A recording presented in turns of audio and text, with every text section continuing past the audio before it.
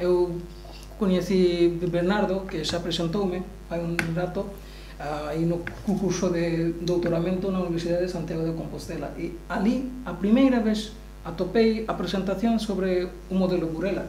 E interesoume, que é un tema que é un poquinho distinto. Por exemplo, a zona que eu coñezo ainda, por exemplo, a zona de Ourense, ou un poquinho de Vigo, e logo a Coruña e Santiago.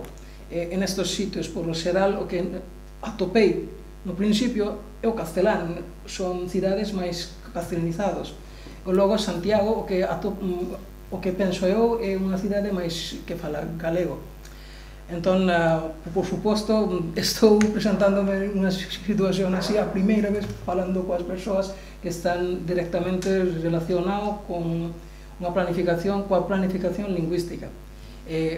Pídolles disculpa no principio, antes de empezar, xa que o meu galego ainda é xustiño, entón falo pouquiño, pero, a ver, intento presentarme así no galego, xa que o meu moto na miña vida é falar galego cos galegos sempre, é así. Entón, polo lado, o interés, por suposto, sobre a India. Sabedes que é un país moi grande, así 4 veces máis grande que España. Entón, un país que ten como regla administrativa que temos casi 28 estados que están controlados por o centro, que o Nova Delhi, por exemplo, e logo hai 7 territorios que están casi unificados, como sabes, que ten certo nivel de autonomía no principio.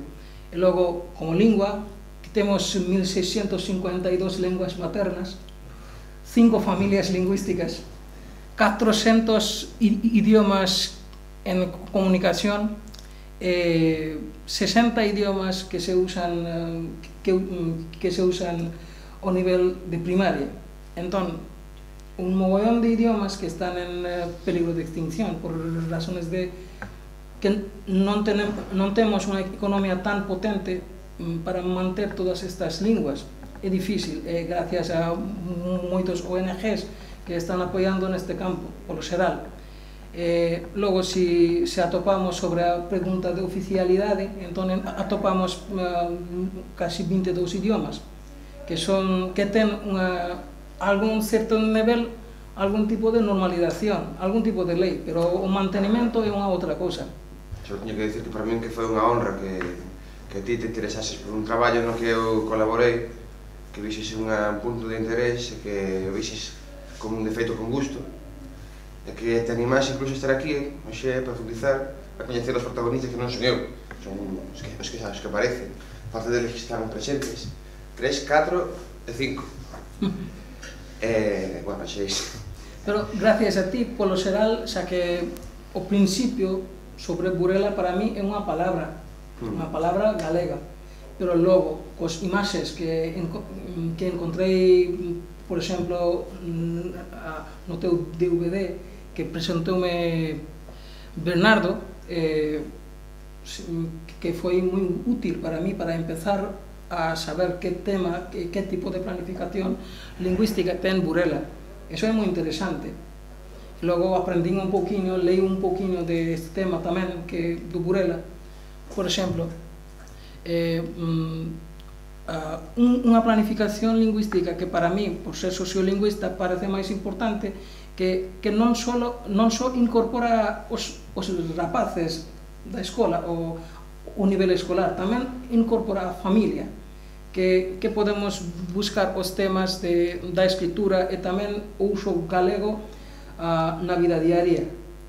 E, por suposto, explicándolles como eu penso que é unha gran oportunidade de ser bilingües. Entón, incorporar 3 linguas, por exemplo, un fenómeno no campo lingüístico é o profesor David Crystal, que sempre falaba sobre unha planificación que debería incorporar 3 linguas xuntos.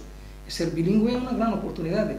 Noam Chomsky é un outro lingüista máis famoso do mundo, para nós é un dios. Hai algúns grupos que son chomskianos que sempre falan sobre isto, e Chomsky dice que é un tema moi corriente. Entón, andar con 3 linguas pode ser moi útil para calquera sociedade, ok? que intento eu, máis ou menos. Aquí, por exemplo, leyendo ou tamén mirando a túa presentación a través de imaxes, que como vin que é moi interesante, que de inglés está tamén como terceira lingua ou calqueira lingua estranxeira. Son de unha terra que queda moi lonxe de aquí, entón aprender unha lingua é algo para entrar na comunidade.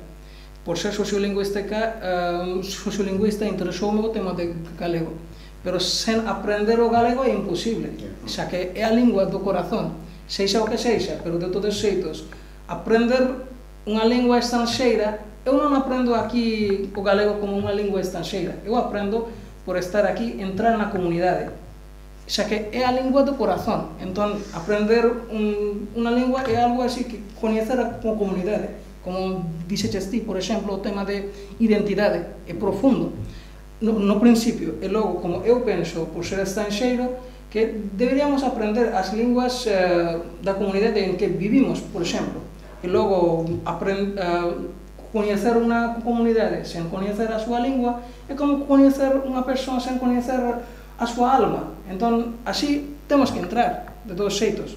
Bueno, é o meu punto de vista.